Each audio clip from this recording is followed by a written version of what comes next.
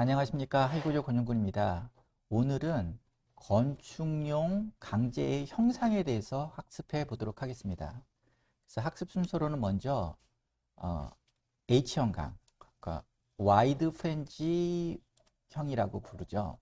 와이드 프렌지 쉐이프라고 불리는 H형강에 대해서 먼저 살펴보도록 하고요.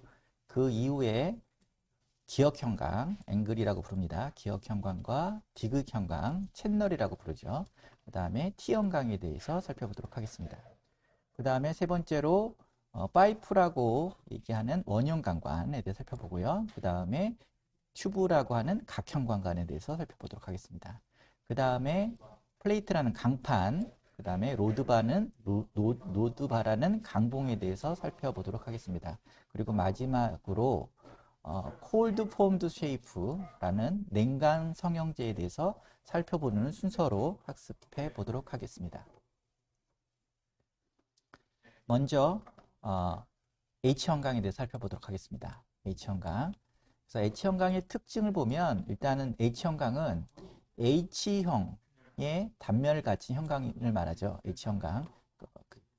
오른쪽 하단에 그린 것 같이 이렇게 H형 90도로 회전시키면 H형광 같은 단면이라고 해서 H형광 단면을 가진 형광으로서 미국에서는 와이드 프렌지라고 부릅니다. 와이드 프렌지. 그래서 약자로 WF라고 불리우며 이런 H형광은 어떻게 보면 그 단면이 개방형이죠. 개방형입니다. 개방형 단면을 띠고 있기 때문에 어떻게 보면 접합과 이음 면에서도 시공성이 우수하다고 평가되어 있습니다.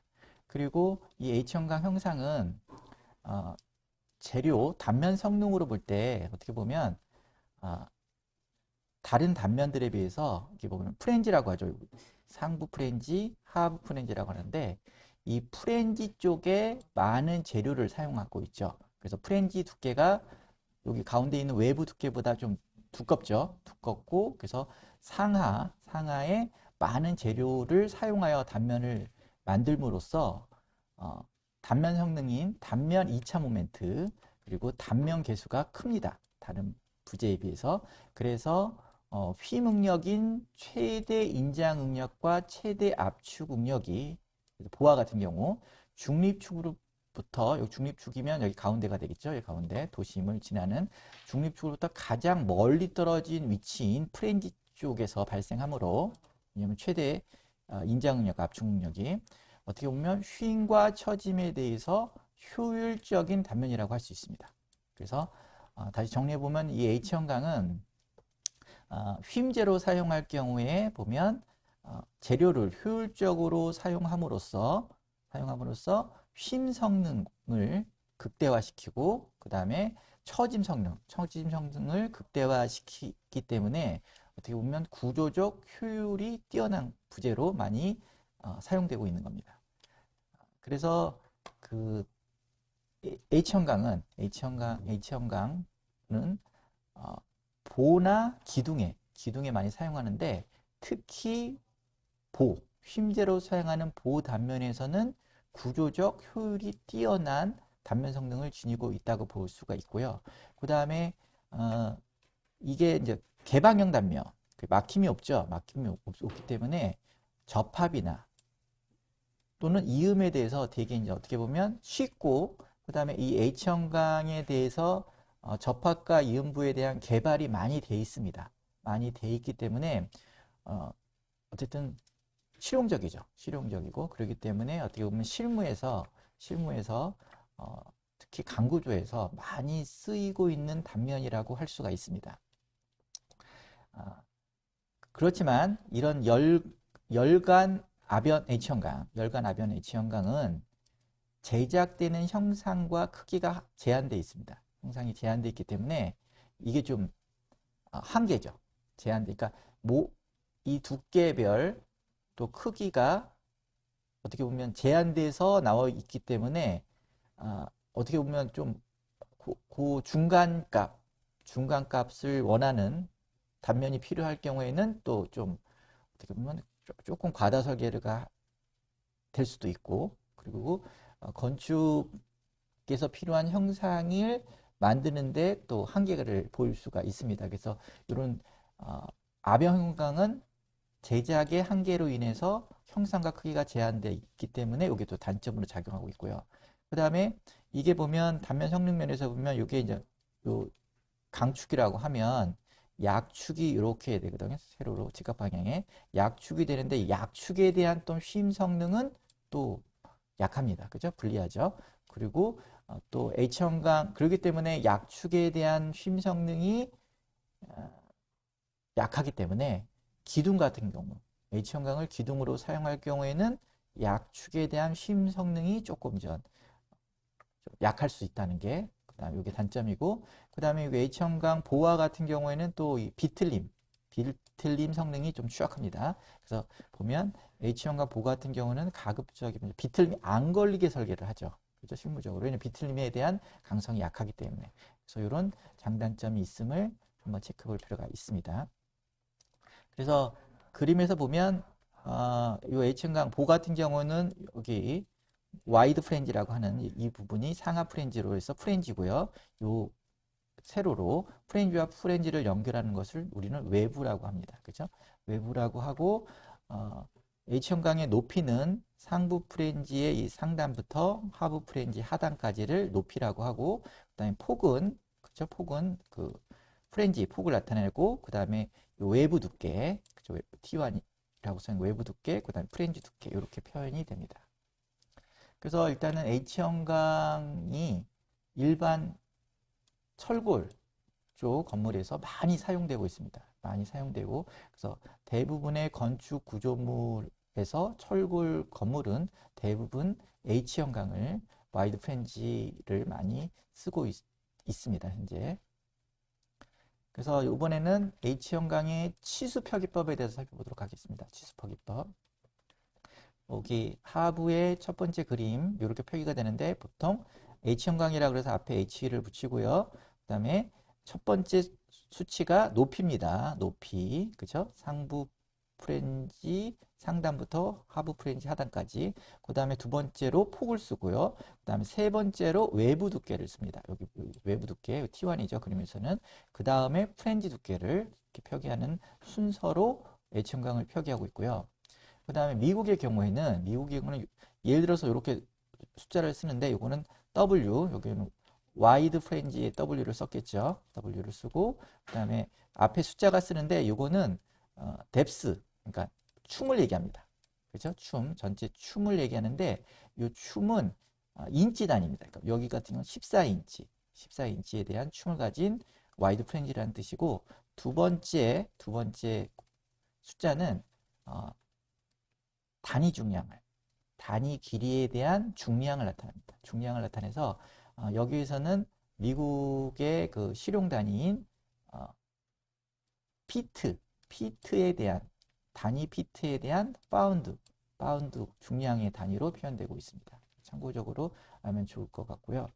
다시 정리를 해보면 국내 케이스 기준에서는 H형광 단면의 치수표기법은 H 그 다음에 첫 번째 단면의 그 다음에 단면의 폭, 그 다음에 세 번째 외부 두께, 그 다음에 마지막으로 프렌지 두께로 표시하고 있고요. 그 다음 미국의 ASTM 어떻게 보면 미국의 실험 재료 학회라고 할 수 있죠. 여기에서는 그 기준에 의해서 H형광 단면의 표기법을 W 뒤에는 첫 번째 부재의 춤을 쓰고요.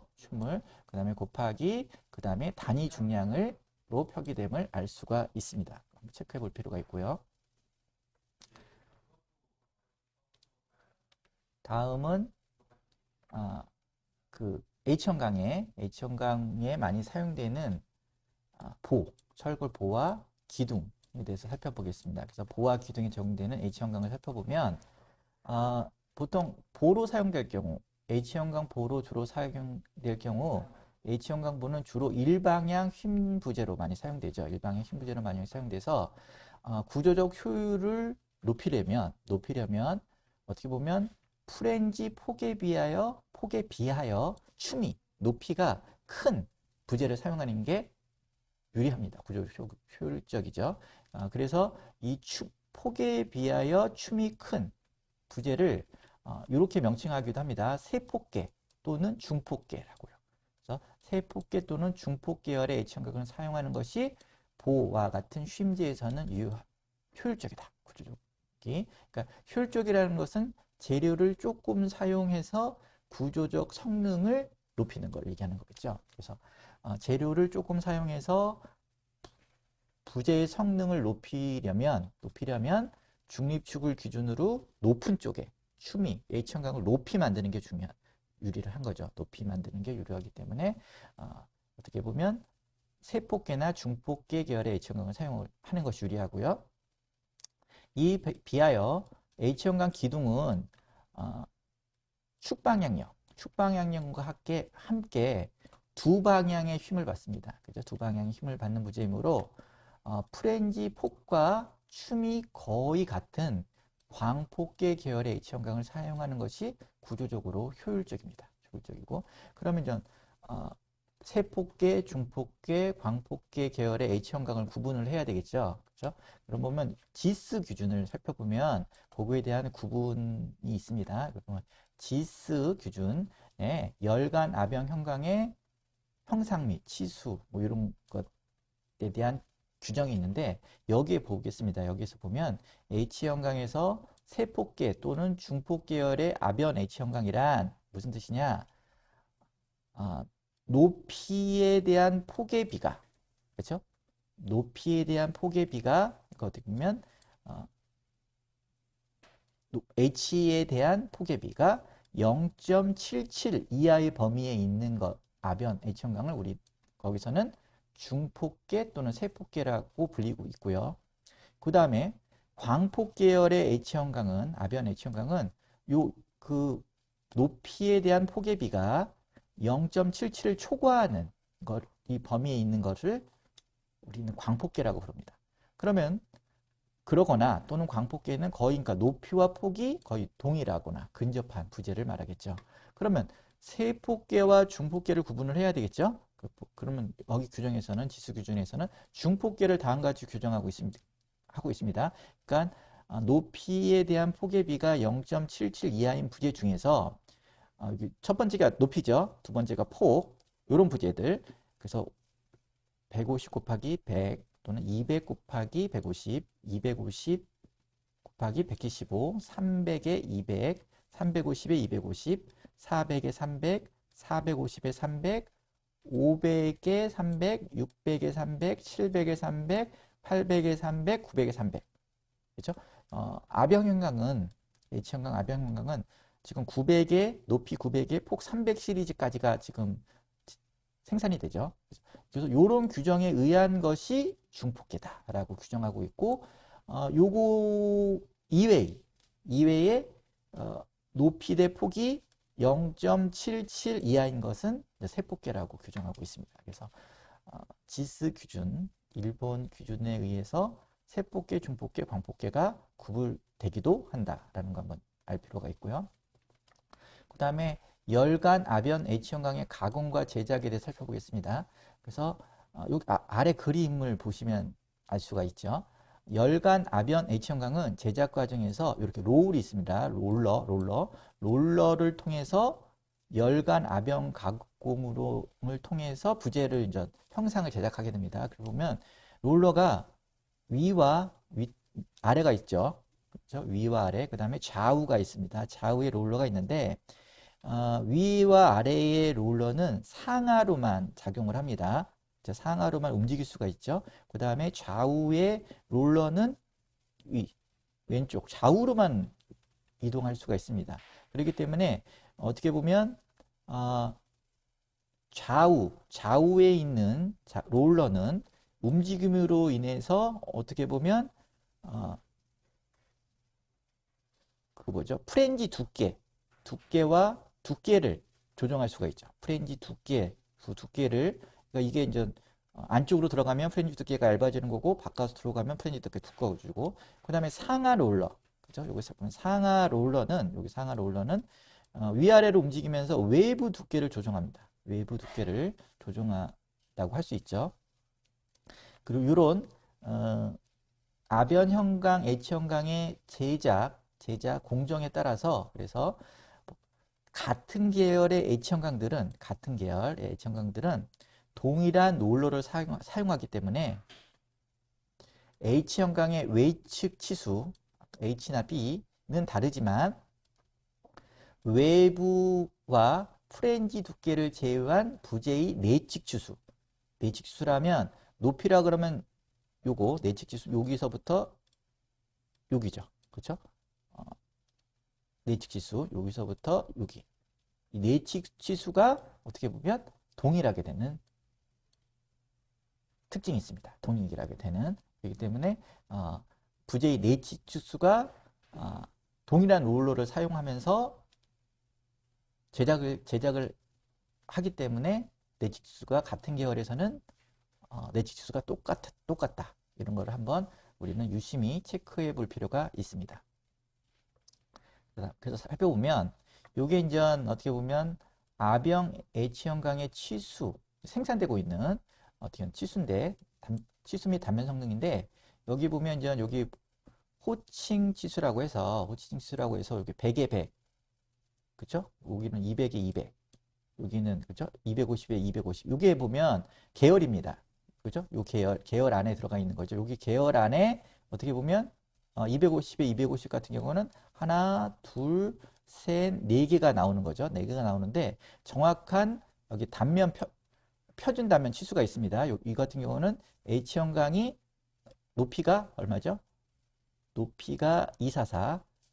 그 다음에 폭이 252. 그 다음에 여기 세 번째가 뭐죠? 외부 두께. 그 다음에 마지막으로 프렌지 두께. 이런 식으로 치수가 있는데 여기서 보면 요 내치 치수가 여기서부터 여기 치수를 계산해 보면 요 네 가지 시리즈 중에서 이렇게 계산해 보면 동일합니다. 치수가 동일하다는 뜻이고요.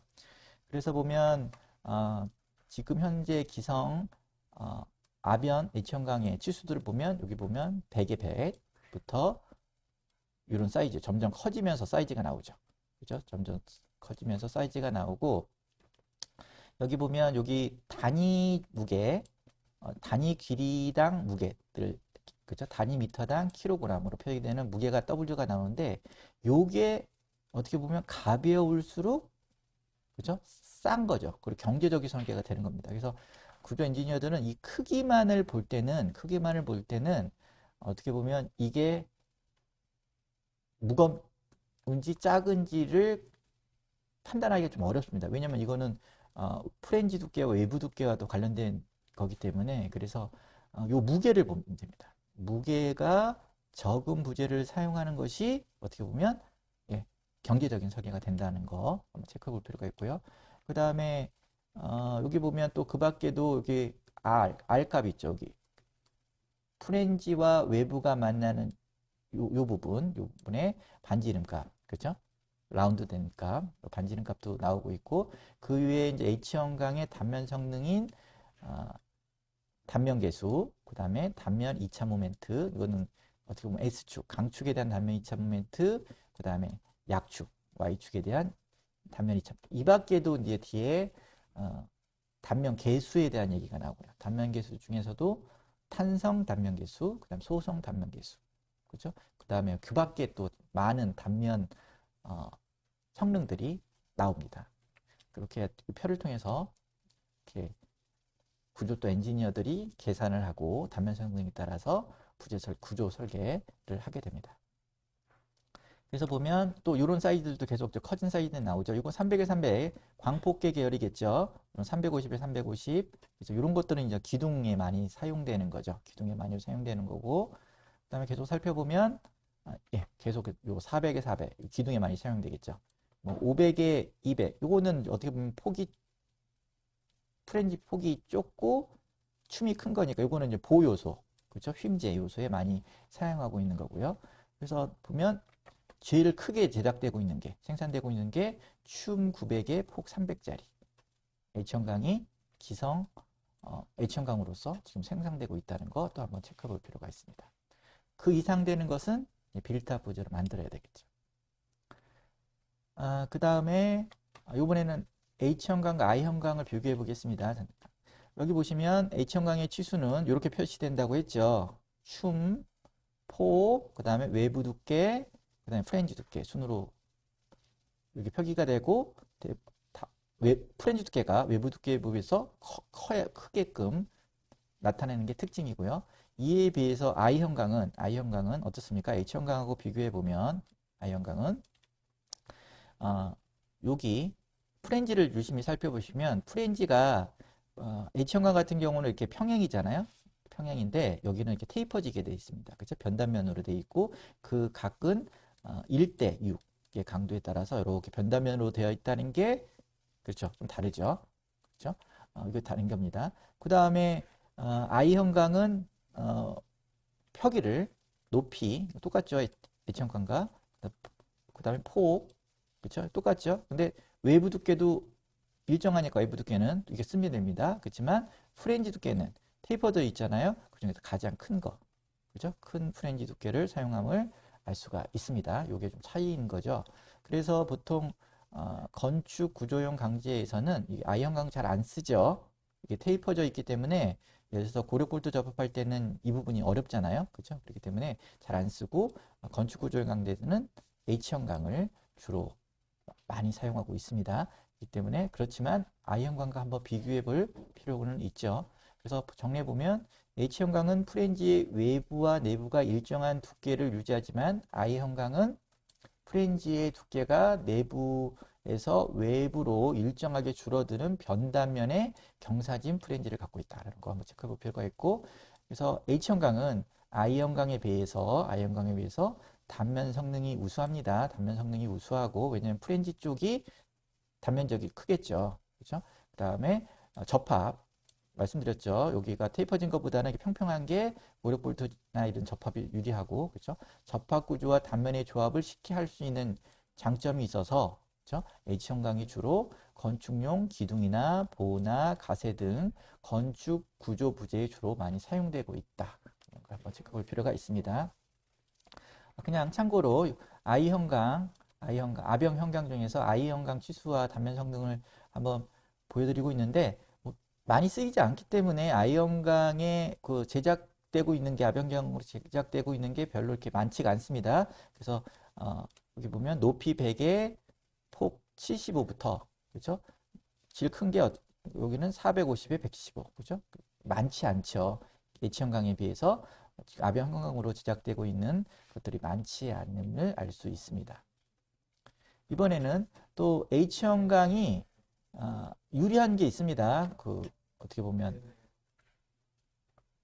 구조적으로 그리고 건축력 구조로 사용함에 있어 이게 또 큰 또 장점 중에 하나가 외부에 계급을 줄 수 있다는 겁니다. 그래서 외부 오프닝이라고 하는데 외부 오프닝을 줄 수가 있습니다. 그렇기 때문에 H형광에 예를 들어서 이렇게 큰 H형광에 외부에 구멍을 뻥 뚫어서 국부적인 거겠죠. 구멍을 이렇게 뻥 뚫어서 이 사이로 어떻게 보면 설비 덕트나 전기 배관 뭐 여러 가지 배관들을 설비 라인들을 이쪽으로 기계 설비나 또는 전기 설비와 관련된 배관을 이렇게 통과시킬 수가 있어요. 통과할 수가 있으면 층고를 절감이 가능합니다. 그러니까 예를 들어서 여기를 뚫지 않고 H형광의 하부 쪽으로 이렇게 배관을 보내게 되면 결국 이제 실링 하이트가 그렇죠? 실링 하이트가 여기가 되겠죠. 그렇죠? 그래서 실링 하이트가 어떻게 보면 낮아지는데 이게 외부에 배관이나 전기 설비를 보내면 실링 하이트가 그 밑으로 그렇죠? 여기 밑으로 확보할 수 있기 때문에 어떻게 보면 실링 하이트를 높게 만들 수 있고 그 다음에 층고로 보면 층고를 저감할 수 있는 이득이 있는 거죠. 그렇죠? 그래서 H형광은 외부를 뚫을 수 있다는 장점이 있습니다. 구조적 장점이 이에 비해서 철근 콘크리트 보 같은 경우에는 물론 뚫을 수도 있지만 이제 제한이 돼 있어요. 한 높이의 3분의 1 정도 그리고 작은 구멍 정도 뚫을 수가 있는데 이 H형광은 좀 더 수월하게 그다음 또 큰 크기로 계급부를 설치할 수 있다는 장점이 있습니다. 그래서 이러한 철골보 외부의 계급부 설치에 대한 기본 사항은 그 LRFT 실무적으로 보면 여기 책 밑에 있죠. LRFT에 근거한 Steel and Composite Beam with Web Opening 이라는 책이 있습니다. AISC에서 나오는 그 책을 중심으로 엔지니어들이 많이 체크를 하고 있고요. 계구부의 크기 및 높이를 대충 보면 이 H형광의 높이에 대해서 최고 높이에 비해 추매에 대해서 보통 AISC에서는 70% 정도까지 뚫을 수 있도록 하고 있고요. 일반적으로 70%. 그런데 영국 브리티시 스탠다드 BS에서는 50% 정도 일반적으로 뚫을 수 있다고 제안을 하고 있습니다. 근데 이제 실무적으로 보면 70% 우리나라 같은 70% 정도 뚫게 되면 시각적으로 약간 좀 불안해 보이고요. 그리고 또 50%로 제한을 할 경우에는 실질적으로 좀 이렇게 작습니다. 외부 오프닝 뚫을 수 있는 구간이 작기 때문에 그래서 일반적으로 실무적으로 국내에서는 보충의 한 60%까지를 뚫을 수 있다. 계구부의 최대치로 많이 사용하고 있습니다. 그 밖에 여러 가지 또 제한 사항이 있는데 이것들은 나중에 보호 휨제 편에서 한번 구체적으로 좀 더 디테일하게 살펴보도록 하도록 하겠습니다. 나중 강의에서. 그래서 일단은 뭐 H형광 외부는 대충 추미의 60%까지 뚫을 수 있다. 그렇죠? 그래서 이런 것들이 H형광을 보로 사용할 때 또 유리한 면이다라는 거 한번 체크해 볼 필요가 있고요. 이 밖에도 또 생산되는 또 H형광 중에서 비대칭 H형광이 있습니다. 이건 보통 슬립플로어에서 많이 사용하는데 일반적으로 보면 기성 H형광들은 일반적으로 그 상하 프렌지의 폭이 똑같죠. 상하 폭이 똑같은데 이 비대칭 H형광이란 거는 상부 프렌지에 비해서 하부 프렌지가 더 폭이 넓습니다. 그렇죠? 넓고 이렇게 제작되어 있는 그리고 거기에다가 슬립플로우 개념으로 하부 프렌지 쪽에 데크 플레이트나 이런 거를 좀 빔이나 이런 걸 연결시켜서 어떻게 보면 전체 바닥판, 볼을 포함한 바닥판의 전체 춤을 줄여주는 겁니다. 이건 이만했는데 여기서부터 그렇죠? 요렇게 요 정도 사용하고 있기 때문에 줄여주는 개념이 슬립플로우인 거고요. 이거는 예전 동영상 자료인 비대칭 H형광을 이용한 슬립플로우 구조계에서 제가 한번 자세히 설명드린 적이 있습니다. 그러니까 이거를 한번 참고로 살펴보시면서 학습해 보시기를 권장합니다. 그래서 다시 정리하면 이 비대칭 H형광은 아병형광으로 나왔어요. 이게 이제 현대제철에서 2006년에 국내 최초로 상부 프렌지와 하부 프렌지의 길이가 다른, 그러니까 폭이 다른 비대칭 형광의 H형광을 개발하였습니다. 개발했고 그 목적은 이제 슬립플로우를 구현하기 위해서. 그래서 이러한 비대칭 H형광의 제품들은 층고 절강 공법의 일종의 슬립플로우 공법에서 H형광으로 보로서 많이 적용되고 있다. 그래서 한번 체크해 볼 필요가 있고요. 그래서 이게 이제 국내에 생산되고 있는 슬림플로용 비대칭 H형광, 아병형광을 나타내는 거고요. 이게 보면 사이즈가 4종류밖에 안 나오고 있죠. 그렇죠? 4종류밖에 안 나오죠. 높이도 뭐 그렇죠? 요런 거. 요게 보면 요것도 이렇게 살펴보시면 내측 치수가 똑같습니다. 내측 치수가 다 같아요. 4종류가. 그렇기 때문에 요것도 결국은 뭐예요? 한 롤러에서 그렇죠? 한 롤러에서 만드는 거죠. 4개의 제품을 만드는 거죠. 그렇죠? 그래서 요거는 요런 것도 있다. 그래서 요거 아변형광이 이제 고객이 개발되기 전에는 엔지니어들이 요런 그 슬플로어를 이용해서 조립보로 만들었습니다. 플레이트와 플레이트를 이렇게 용접해서 그렇죠? 이렇게 필레트 용접. 그렇죠? 용접을 해서 철판을 사용해서 비대칭 H형광을 만들어서 사용했었는데 이제 요런 제품이 이제 조립부로 안 만들고 아병형광으로도 지금 개수는 작지만 나오고 있다는 거 한번 살펴볼 필요가 있고요. 그리고 이번엔 조립부입니다. 그래서 일단 앞에서 설명했던 H형광의 아변형광은 어떻게 보면 크기들이 나오는 게 이렇게 제한돼 있죠.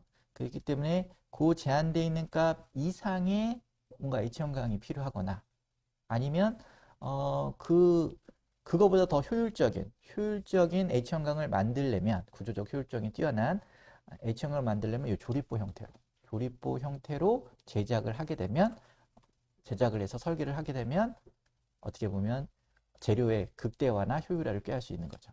그래서 살펴보면 조립보는 필요 크기의 철판을 잘라서 프렌지와 외부를 제작하고, 이걸 뭐로 제작하냐? 용접을 통해서 제작을 하거나 또는 고력 볼트 등을 통해서 조립한 부재입니다. 그래서 롤 H형광으로 사용이 불가능하거나, 왜냐면 H형광이 지금 제작되고 있는 게 높이 900에 폭 300 시리즈까지 밖에 제작이 안 되잖아요. 그런데 내력상, 설계상 그 이상의 H형광이 필요하다게 된다면 어쩔 수 없이, 그렇죠? 조립보 형태로 만들 수밖에 없는 거죠. 그 다음에 또 말씀드렸지만, 어떻게 보면 생산되고 있는 롤 H형광이 생산되는 종류 안에서 고르다 보니까 어떻게 보면 좀 과다하게 설계할 수가 있겠죠. 그렇기 때문에 그거를 좀 더 경제적인 H형광 부재로 설계함으로써 어떻게 보면 재료의 효율성을 극대화시키기 위해서는 또 별도로 제작도 할 수 있는 겁니다. 그렇죠? 그래서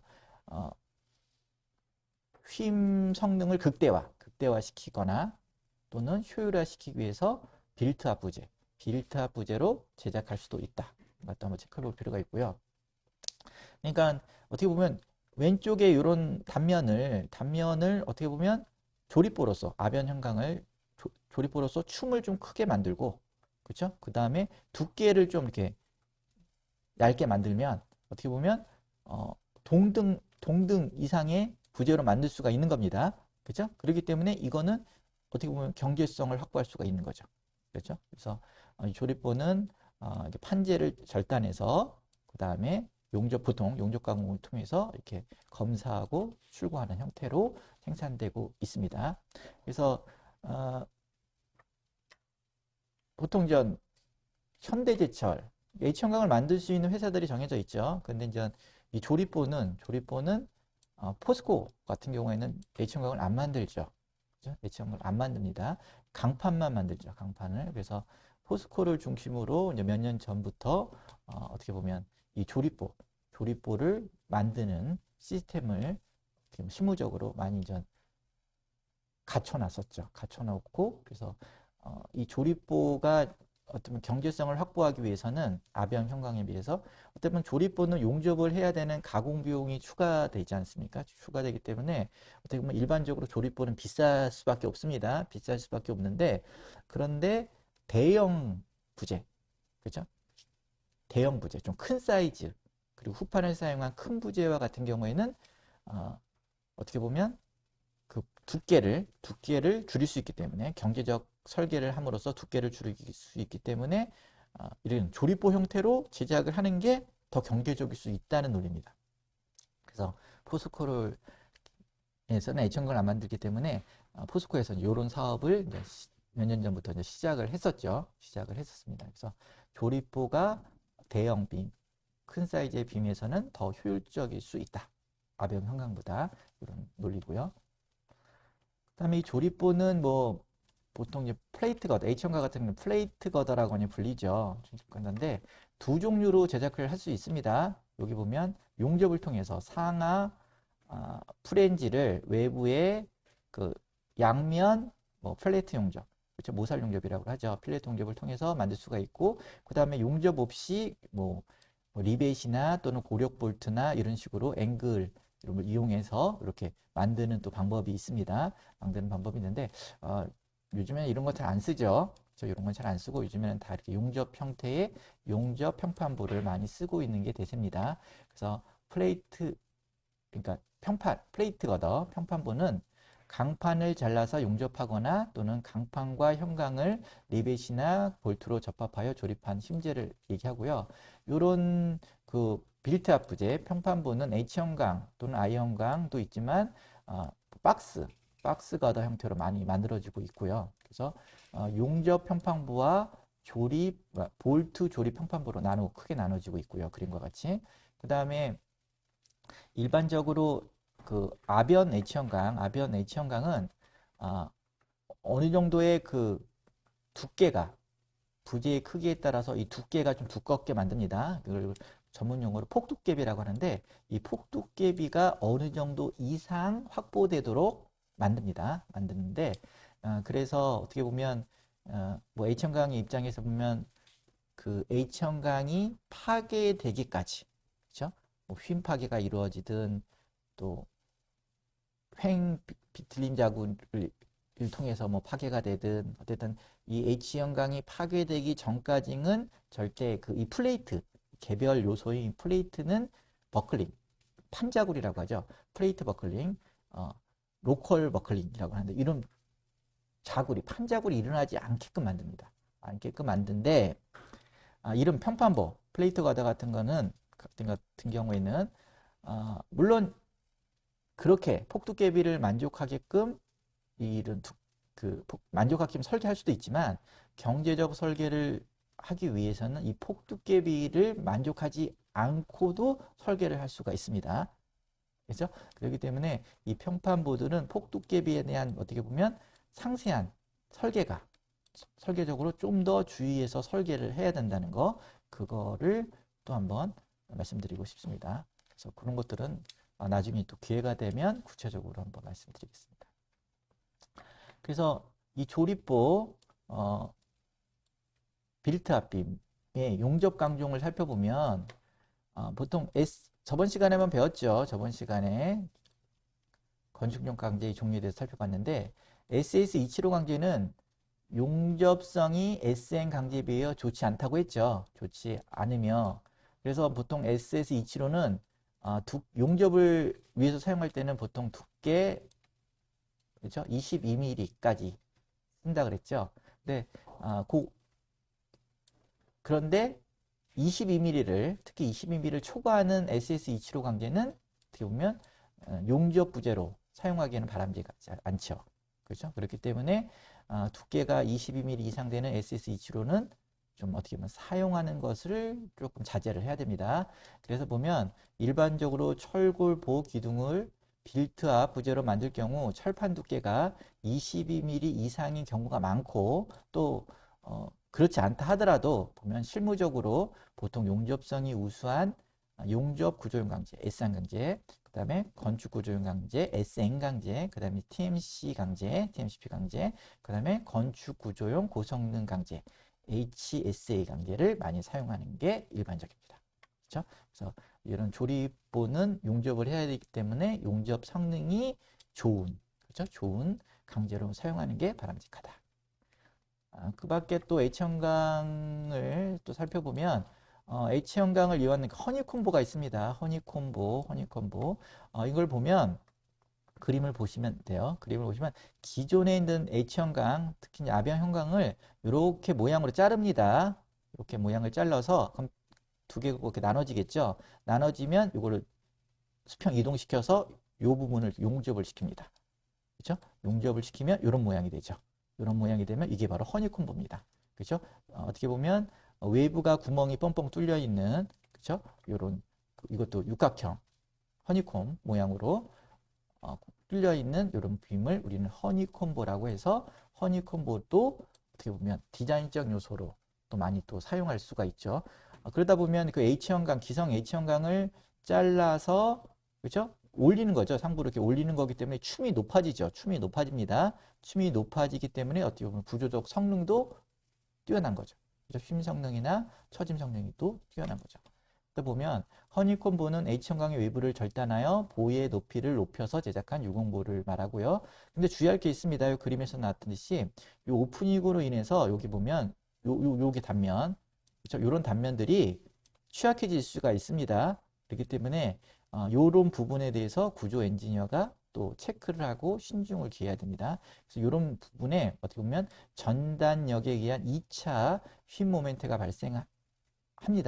그래서 그 외부에 존재하는 육각형 요거에 그 상하 모서리 이런 모서리 부분에서 응력 기충이 발생을 해서 구조 설계에 유의를 해야 된다. 이건 구조 엔지니어들이 그렇죠? 유심히 한번 체크해 보셔야 됩니다.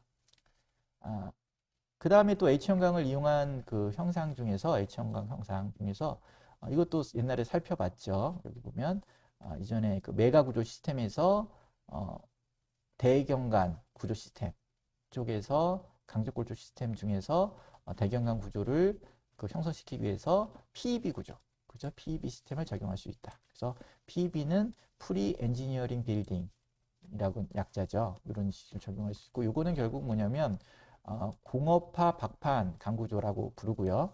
그래서 보면 휨 모멘트의 크기에 따라서 일반적으로 단면의 크기가 조절된, 그러니까 단면이 변단면인 거죠. 그러니까 여기 보면 기둥이죠. 기둥과 여기 거던데 기둥도 밑에서는 작고 위로 올라갈수록 커지죠. 그리고 걷어도 단부에서는 크고 중앙부로 갈수록 작아지는 이런 변단면의 그 H형광을 제작할 수가 있죠. 이게 일종의 조립보죠. 조립보. 여기 보면 그죠? 이런 조립보입니다. 이렇게 큰 단면을 만드는데 변단면으로 만든다. 그러면 이게 더 구조적 효율성이 뛰어나다. 이런 형태로 제작을 할 수 있고, 그 다음에 경제성, 구조적 효율성을 높일 수 있다. 이런 걸 체크할 필요가 있습니다. 이번에는 기역형광, 앵글이라고 부릅니다. 그 다음에 디귿형광, 그 다음에 T형광에 대해서 살펴보도록 하겠습니다. 먼저 기역형광, 기역자 모양으로 생긴 형광이죠. 이거 앵글이라고 부릅니다. 영어로 앵글이라고 부르고요. 그래서 이렇게 표시가 돼요. 이렇게 표시가 되는데 여기 보면 앵글, 그죠? 여기 니은이라고 표현했네요. 그리고 첫 번째 A가 뭐죠? 폭, 그죠? 근데 이 폭이 높이도 되고 뭐 긴 쪽을 먼저 씁니다. 이게 동일한 폭을 갖고 있으면 등변을 갖고 있으면 뭐 괜찮은데 이게 만약 한쪽은 길고 한쪽이 짧으면 긴 변을 먼저 씁니다. 그래서 쓰고 그 다음에 짧은 변, 동일하면 동일한 치수 쓰고 그 다음에 두께는 똑같으니까 그 두께를 똑같은 형태로 기역형광의 그 형상을 치수로 나타낸다는 거 한번 체크할 필요가 있고요. 그 다음에 기역형광은 여기 단부 쪽에 이렇게 아르가 있죠. 그죠? 곡면으로 돼 있고. 그래서 기역형광은 여기 직각, 그죠? 직각 방향의 두 요소 이루어져 있으며 두 변의 길이가 여기 변의 A, B 길이가 같고 다름이 있습니다. 그래서 같은 경우를 등변 기역형광이라고 부르고 다르면 부등변 기역형광으로 부르고 있습니다. 그래서 기역형광은 H형광과 마찬가지로 개방형 단면이기 때문에 접합이 유리하고 해서요. 유리하고 조립 부재로 사용 빈도가 높습니다. 그래서 주로 트러스나 조립 압축재, 그 다음에 월 브레이싱, 벽가세 또는 지붕 가세, 루프 브레이싱 등에 주로 많이 쓰이고 있습니다. 그리고 기역형광은 어떻게 보면 이 요소를 기준으로 보면 이게 둘 다 양방향으로 비대칭 단면이죠. 그렇죠? 그렇기 때문에 또 압축 부재로 사용하기에는 구조적 효율이 좀 그렇죠? 떨어집니다. 이게 단점이 있죠.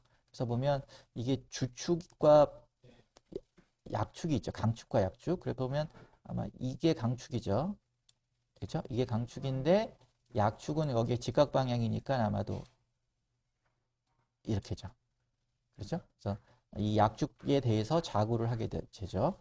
압축력에 대해서. 그렇기 때문에 구조적 효율이 좀 떨어진다. 압축재로 사용하기에는 구조적 효율이 떨어진다. 그렇지만 인장재로 사용하기에는 뭐 또 괜찮죠.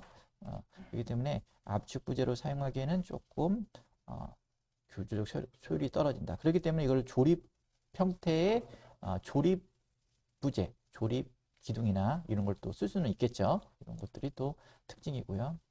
그래서 보면 등변 기역형광의 치수도 지금 기성 아변 형광입니다. 그래서 보면 여기도 보면 여기 A, B 똑같죠? 이거는 등변이니까 그쵸? 사이즈가 그래서 25 곱하기 25부터 나옵니다. 두께는 3T부터 그래가지고 여기는 90 곱하기 90에 13T 두께까지 보여드리고 있고요. 그 다음에 또 계속해서 보면 예, 여기는 100에 100 실무적으로 이런 거부터 많이 쓰죠. 그 다음에 250에 250 그렇죠? 두께는 또 이렇게 여러 가지 종류가 있고요. 그렇죠? 여기 중에서 효율적인 걸 고르면 됩니다. 다음은 부등변. 그렇죠? 이것도 이제 기성 아변 혼강으로 나오고 있는 건데요. 이거는 긴 쪽은 아르가 안 져 있네요. 짧은 쪽만 아르가 져 있습니다. 그렇죠? 그 다음에 몇 개 안 나옵니다.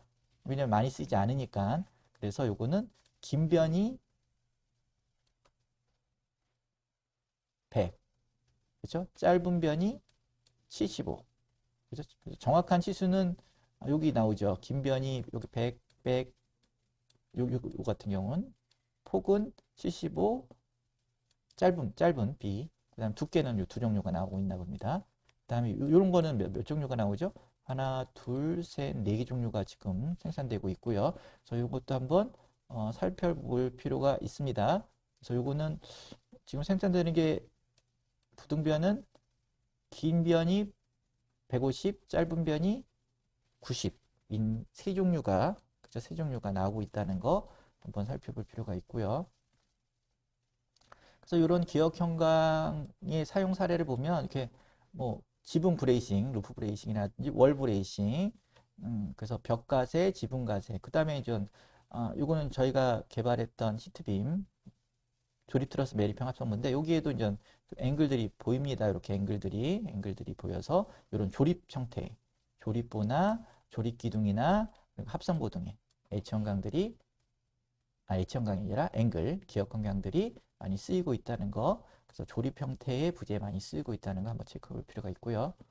그 다음 이번엔 디귿 형광입니다. 찬넬이라고 하죠. 찬넬. 찬넬은 명칭을 여기 뭐 일반적으로 많이 사용하는 찬넬이죠. 찬넬인데 이건 디귿 해놓고 다시 높이, 그 다음에 폭, 그 다음에 외부 두께, 그 다음에 프렌지 두께. 그렇죠? 프렌지 두께가 두껍겠죠. 그리고 여기는 이렇게 또 테이퍼지게 돼 있어요. 이게 1대 12의 경사로 완만하게 이렇게 돼 있고 여기에 프렌지 두께는 변단면이 있고 여기 높은 치수, 그죠? 강한 치수로 이렇게 돼 있다는 거 한번 살펴볼 필요가 있고요. 그래서 두 종류가 나옵니다. 요게 이제 주로 많이 사용되는 찬넬이죠. 찬넬인데 디귿 형광은 한 축에 대해서 대칭이고 대칭이라는 게 결국 뭐죠? 이 축, S축에 대해서 대칭이죠. 근데 Y축에 대해서는 대칭이 아니죠. 그렇죠? 그래서 한 축에 대해서 대칭이고요. 그리고 거기 안쪽 면이 기울어진 프렌지를 가진 그렇죠? 디귿 형광. 요거를 테이퍼드 프렌지 채널이라고 해서 TFC라고 불리고 있어요. 근데 요게 평행한 것도 있습니다. 이렇게 평행한, 여기 평행한, 요거를 평행한 프렌지를 가진 평행 채널. 그래서 PFC라고 그래서 구분을 하고 있습니다. 그래서 오늘 최근에 이것도 꽤 됐네요. 어쨌든 일반적인 요거에 비해서는 그 후에 개발된 채널입니다. 여기 한번 디귿형광 여기 뒤에 나오죠? 요게 그렇죠? 요거 그렇죠? 요거는 이렇게 테이퍼지게 돼 있는데 프렌지가 여기는 평행하죠. 그래서 요거가 아무래도 요거에 비해서 용접성이 좋겠죠. 아니야 접합이 왜냐면 여기 평평하기 때문에 볼트 접법 같은 경우 그래서 두 종류로 나누고 있고요. 다시 앞으로 가겠습니다.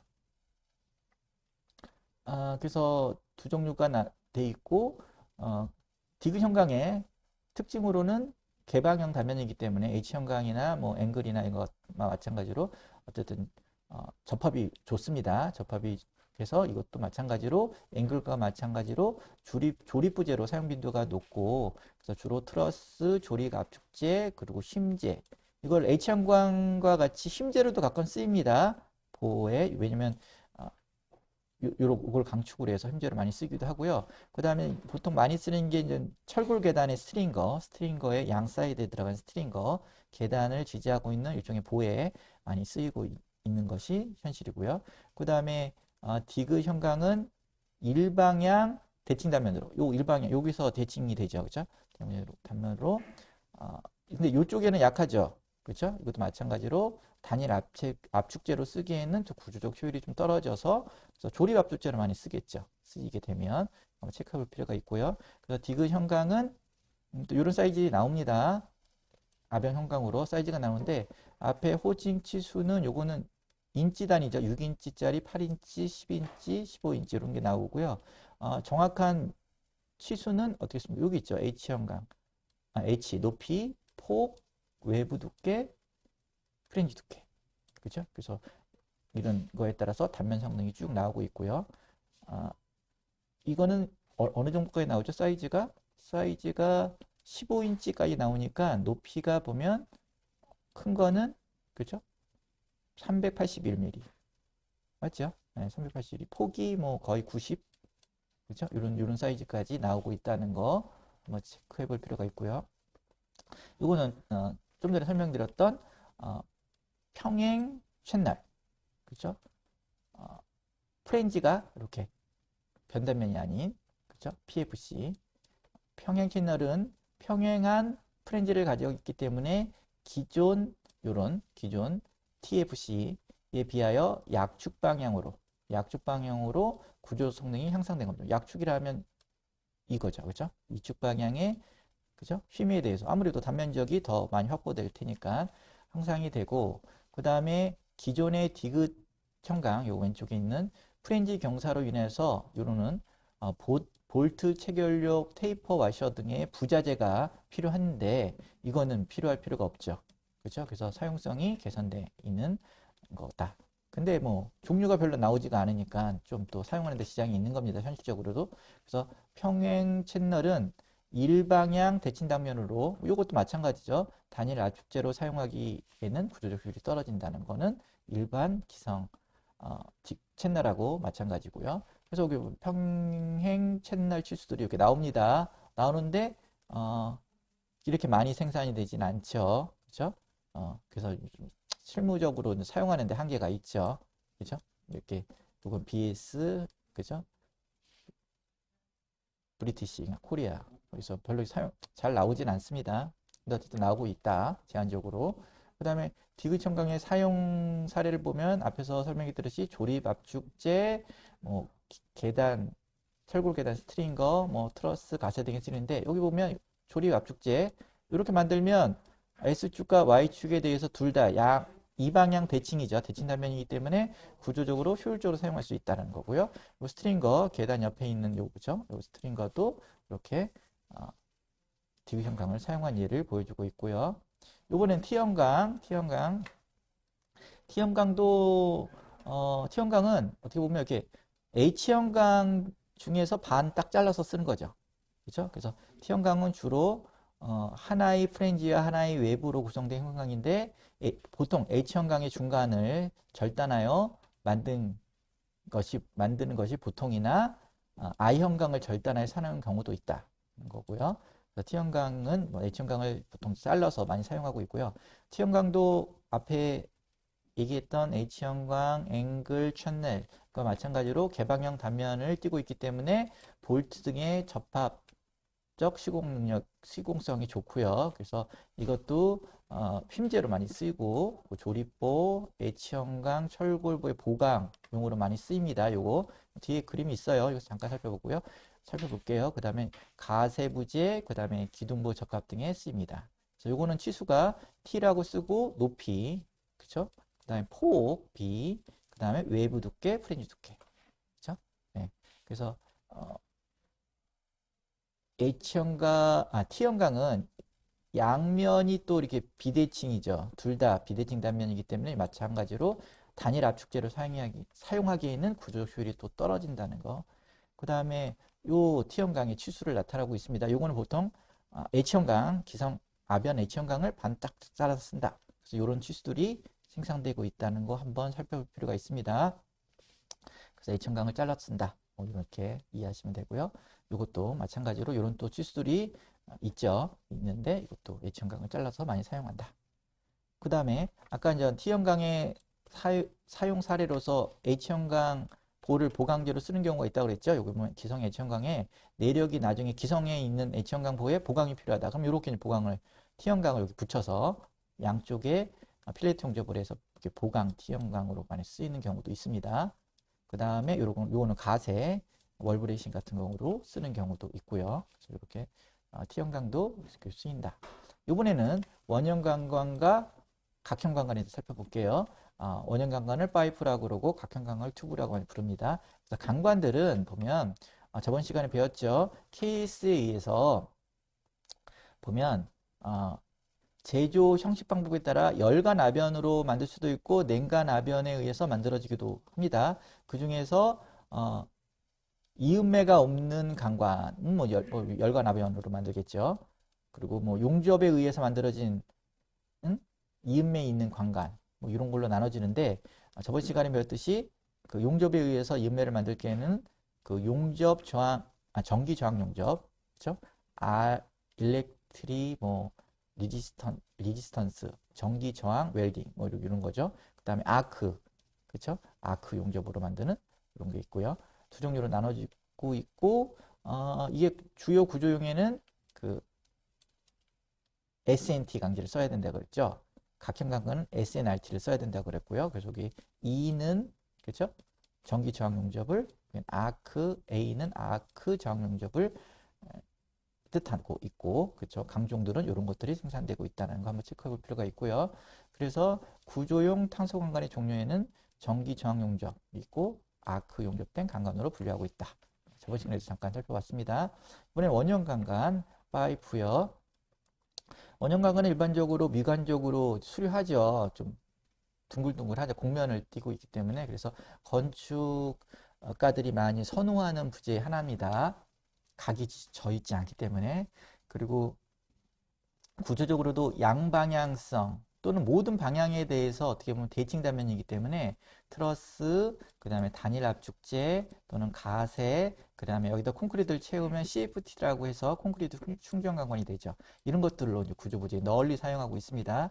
그렇지만 이런 원형 강관은 폐쇄형 단면이잖아요. 그렇기 때문에 이거를 접합을 하거나 이음을 할 때는 어렵습니다. 일반 개방형 단면에 비해서 특히 용접하는 거는 뭐 그렇다고 하겠지만 용접이 아닌 고력볼트 체결을 하기에는 한계가 있습니다. 그래서 나중에 또 한번 배우겠습니다. 이 강관에 대해서 접합이나 형식에 대해서 배우겠는데 예를 들어서 뭐 간단히 설명하면 프렌지 용접이라고 해서 이렇게 양쪽에 이렇게 프렌지를 만들어서 이 안에 이렇게 용접하는 바깥에 원에 뭐 이런 식의 좀 고력볼트 용접들이 주로 많이 쓰이는데 이런 거를 이제 어떻게 보면 건축가들은 싫어하죠. 그러니까 툭 튀어나와 있으니까 갑자기 그렇죠?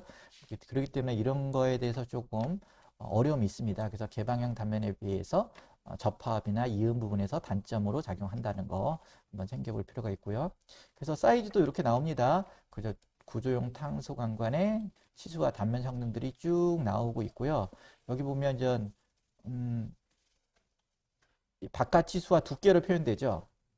그렇죠? 이렇게 보면 표기는 파이 외경의 thickness로 이렇게 표현을 합니다. 그래서 이런 것들이 쭉 보면 뭐 외경이 60.5mm부터 두께별로 쭉 생산이 되고 있죠. 뭐 3.2T부터 계속 생산이 되고 있는 걸 알고 있습니다. 그래서 쭉 보면 그렇죠. 계속 두꺼워지죠. 그리고 6T, 9T, 뭐 9T. 좀 직경이 클수록 이제 9T 두께도 이제 따라서 비례적으로 좀 두껍게 나오죠. 그렇죠? 그래서 기성 제품은 거의 파이 500, 그렇죠? 파이 500까지 생산되고 있다는 거 한번 체크해 볼 필요가 있고요. 기성 형광은. 그런데 뭐 주문 생산을 하거나 하면 뭐 1500 정도까지 파이 1574.8까지도 재원은 존재를 한다고 합니다. 근데 그 주문해야 되겠죠. 그래서 쉽게 구할 수 있는 거는 실무적으로 예전에 한번 알아봤더니 ERW SNT 355 강도는 355 정도 SNT 355 정도로 해서 직경 한 500 정도까지는 좀 수월하게 구할 수 있는 걸로 저희는 파악하고 있습니다. 그래서 이것도 이제 예를 들어서 보면 이렇게 수리하죠. 이거는 뭡니까? 예전에 한번 트러스 구조 시스템인가요? 예전 동영상제로 거기서 한번 설명을 드린 적이 있는데 이거는 오사카에 있는 간사이 공항이죠. 그렇죠? 그래서 기둥과 또는 이 트러스들을 원형 강강으로 만든 사례죠. 그렇죠? 그 입체 트러스로 만들고 기둥 같은 경우에는 어떻게 습니까? 이게 변단면, 그렇죠? 강관이 이쪽은 두껍고 이쪽은 얇고 변단면으로도 만들 수 있음을 알 수 있습니다. 좀 비싸지긴 하고, 그렇죠? 만드는데 또 정성이 들어가야 되긴 하겠죠. 이것도 예전에 살펴본 건데 뽕피드 센터에 있는 그죠? 강간을 이용한 트러스들. 그거는 여기 보면 상현제와 하현제의 두 개의 강관을 나란히 사용을 했다고 하는 게 특징이죠. 그리고 외부 강관은 그 사이에 끼어서 조립했다는 거. 그렇죠? 봤고요. 그다음 이것도 예전에 한번 살펴봤는데 필리핀에 있는 스포츠 컴플렉스인데 요거는 무슨 트러스입니까? 이거를 비렌딜 트러스라고 불렀죠. 비렌딜 프레임인데 언제 비렌딜 트러스라고 불리는 이것도 트러스인데 강관을 이용해서 밴딩해서 만든 것을 알 수 있고요.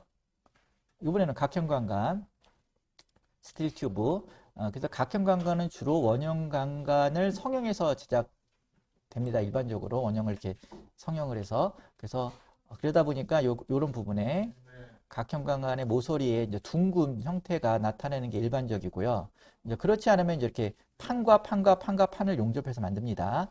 그렇죠? 조립 부재로 판과 빌트업을 시켜서 만들기도 하고요. 그래서 이런 각형 관관도 어떻게 보면 건축가들한테 인기가 많죠. 왜냐면 미관적으로 수려하다고 해서. 그 다음에 원형 관관과 마찬가지로 뭐 지금 양방향으로 모두 대칭 단면이죠. 대칭 단면으로 어떻게 보면 원형 관관에 비해서 구조 단면 성능은 뛰어나다고도 할 수 있어요. 경우 대부분. 그 다음에 트러스, 그래서 단일 압축재, 그 다음에 CFT라는 콘크리트 충전 합성 부재, 그 다음에 중도리, 띠장 이런 부재에 사용되고 있습니다. 그래서 이 각형은 1차 부재, 주요 부재뿐만 아니라 2차 부재인 중도리와 띠장에도 많이 사용되고 있는 게 현실이고요.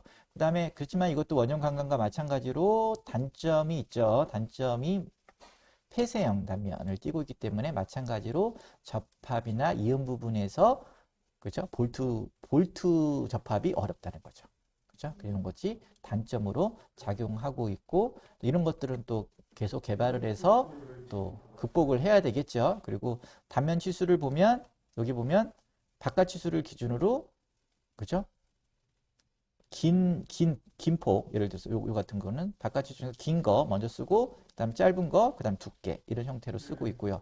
이게 똑같은 경우에는 그렇죠, 같은 치수를 쓰면 되겠죠. 이런 걸 한번 살펴볼 필요가 있고, 요거는 기성 압형 형광 중에서 그러니까 기성 중에서 제작되고 있는 각형 강광의 치수를 나타내고 있고요. 여기 보면 제일 작은 거는 20 곱하기 20의 1.2t 요부터 생산이 되고 있네요. 근데 보통 많이 쓰는 게 50 곱하기 50 요거부터 많이 쓰죠. 그리고 2.3t 이상으로 많이 씁니다. 실무적으로. 그리고 75, 뭐 90 곱하기 90 뜨는 게 있고요. 그 다음에 계속 살펴보면 100의 100, 이것도 많이 쓰죠. 그렇죠? 그 다음에 150, 150, 115, 115 이렇게 해가지고 여기 보면 250에 250에 12T까지 생산되고 있죠. 그래서 보면 세아철강 같은 경우는 400에 400 시리즈까지 생산이 가능하다고 합니다. 그리고 여기는 전 직사각형, 앞에는 정사각형이라고 그러면 각형 강관을 보면 이것도 이렇게 여러 가지 제품들이 나타나는데 30에 20에 12T부터 해서 쭉 그죠? 많은 것들이 생산되고 있죠. 한번 살펴보세요. 살펴볼 필요가 있고요. 이거는 뭐 큰 사이즈는 300에 200까지 재원이 존재한다고 하고요. 그 다음에 이렇게 아변 부재로 만드는 게 아니라 또 이렇게 조립으로 판을 만들어서 조립할 수도 있다고 했죠. 그래서 이거는 서울대학교 관정도서관의 메가 트러스가 그렇죠? 이렇게 만들었습니다. 이거 다 그렇죠? 여기 판 4개의 철판을 용접해서 만든 용접 조립형 각형 관관으로 만들었다는 거 한번 참조하시고요. 그리고 또 이런 각형 관관은 이렇게 충전 관관 CFT라고 하죠. 콘크리트 필드 튜브. 그래서 이렇게 박스 컬럼이라고도 불러요. 박스 컬럼을 요거는 용접을 한 거죠. 용접을 한 거에다 콘크리트를 안에 충전시켜서 만들기도 하고요. 그 다음에 냉각 성형 강제 같은 것을 이렇게 하나, 둘, 셋, 네 개를 용접해서 만들어서 뭐 콘크리트를 채워는 이런 형상으로도 만들 수 있고, 그렇죠? 네, 형상으로 보면. 그리고 예전에 한번 강적 골조 시스템이 났나요? 그때 한번 설명드렸지 드렸지만 이런 각형 강관들은 이런 기둥용으로 많이 사용됩니다. 기둥으로 많이 사용되고 거기다가 H형 강이 붙는 이런 형태로 철골 구조에서 많이 적용이 되고 있고, 그러면 이 가운데 다이어프램에는 관통 다이어프램, 내측 다이어프램, 외측 다이어프램들이 있다. 이런 것들을 한번 설명드린 적이 있어요. 그래서 오늘은 간단히 넘어가겠습니다. 그리고 이번에는 강판, 플레이트 또는 강봉, 로드바에 대해 살펴볼게요. 강판, 플레이트는 보통 6mm부터 매우 두꺼운 후판까지 제작이 되고 있습니다. 그렇죠? 그래서 이런 강판들을 이용해서 어떻게 보면 빌탑 부재로 만들 수가 있거나 그거를 또 그대로 쓸 수도 있죠. 그래서 강판은 개방형 단면이기 때문에 일단 아무래도 접합성이 좋고, 그렇죠? 당연한 거죠. 그 다음에 보나 기둥의 보강용 철판 보강을 한다거나, 그 다음에 이음의 이음판 가세 플레이트에 많이 쓰기도 하죠. 그래서 2차 부재나 또는 조립보, 조립 기둥 이런 거와 같은 이무의 크기나 형태를 가진 부재를 뭐 용접이나 또는 볼트로도 제작할 수 있겠죠. 이런 걸 통해서 조립하여 만드는데, 그쵸? 사용되고 있습니다. 그래서 강판은 표기가 이게 플레이트 찌끄고 뭘요? 두께 이런 식으로 표현됩니다. 폭에 대한 표기는 안 해요. 이렇게 표현되고요. 그래서 강판을 사용되고 있는 강판의, 그렇죠? 종류입니다. 강판 또는 후판의 공급 가능 치수들이 보면 뭐 다양하게 나와요. 여기 보시면 티크니스가, 그죠? 6T부터 해서 뭐 여기 보면 여기는 뭐죠?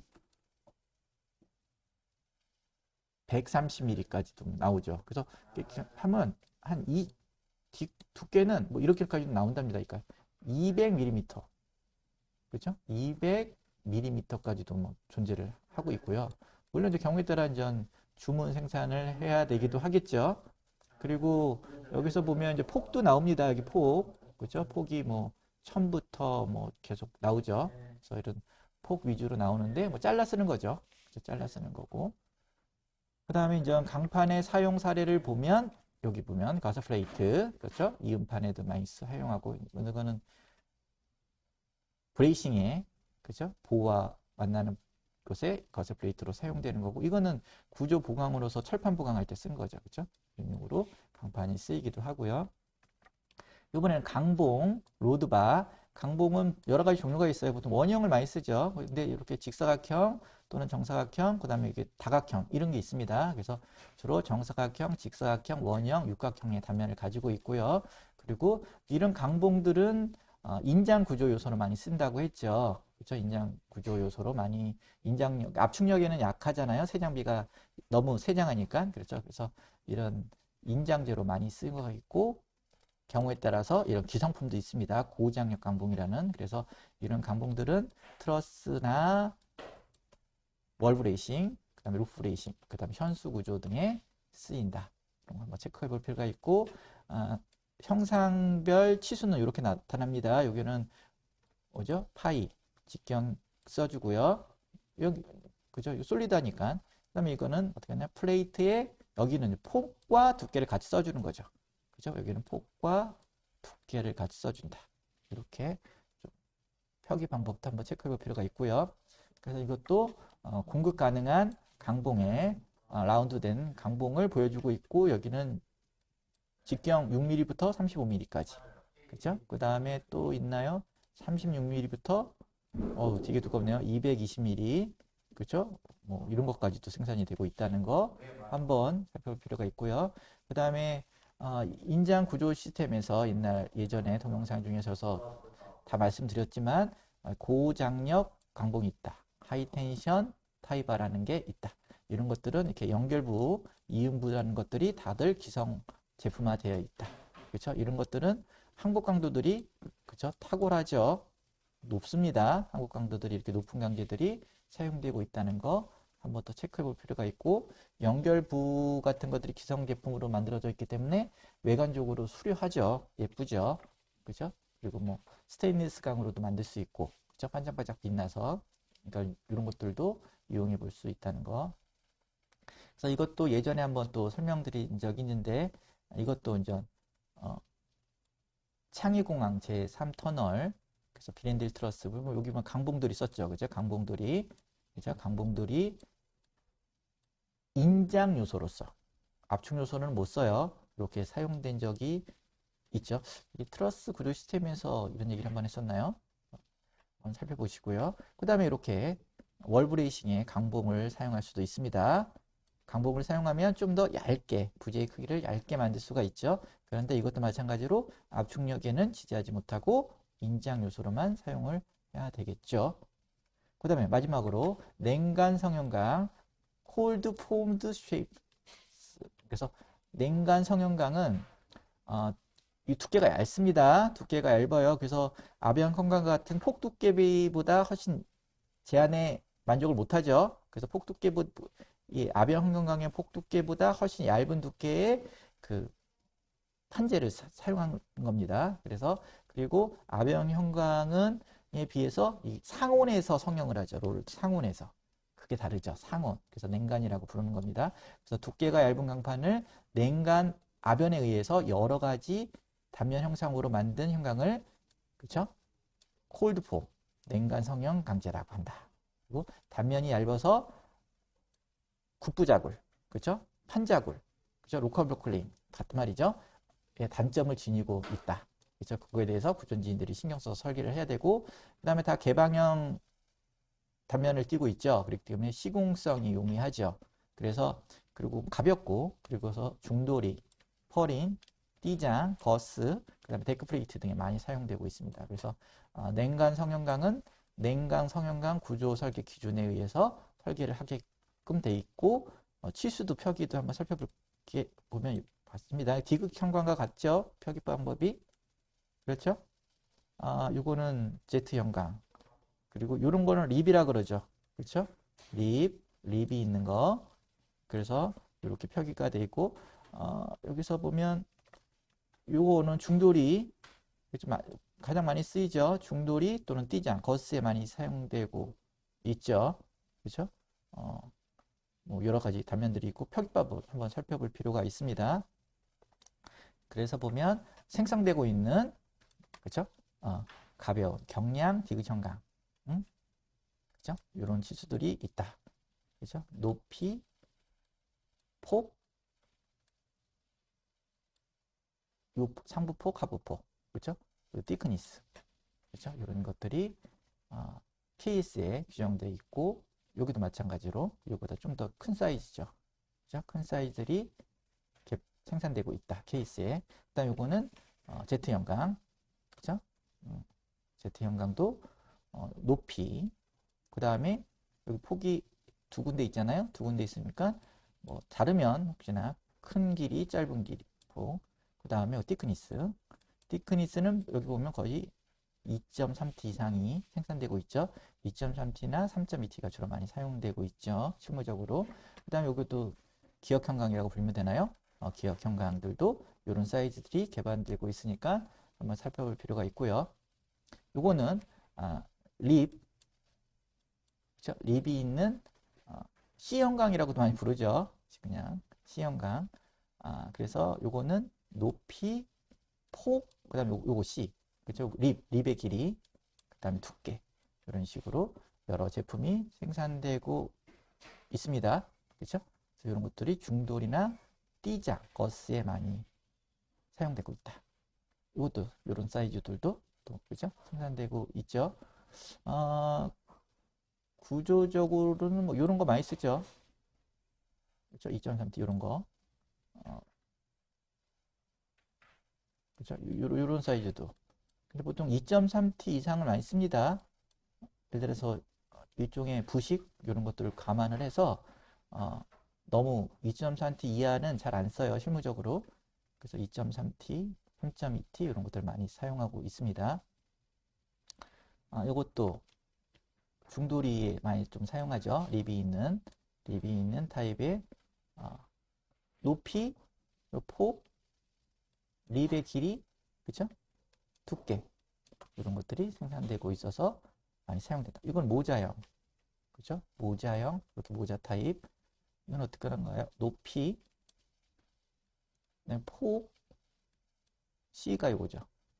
립같이 생긴 거. 그 다음에 티크니스 형태로 또 생산되고 있고 사용되고 있다. 그 다음에 냉간 성형 강제도 대표적으로 데크플레이트, 아연 도금한 생형제로 또 많이 사용되고 있다. 그쵸? 예, 오늘은 여기까지 하겠습니다. 예, 또 이렇게 시간이 제한되어 있는 관계로 좀 급하게 한 면이 있습니다. 이것들은 앞으로 또 많은 강의가 남았기 때문에 그 시간에 또 구체적으로 한번 살펴보도록 하겠습니다. 예, 오늘은 일단 건축력에 많이 사용되는 강제 형상에 대해서 살펴보았습니다. 예, 감사합니다. 다음 시간에 뵙도록 하겠습니다.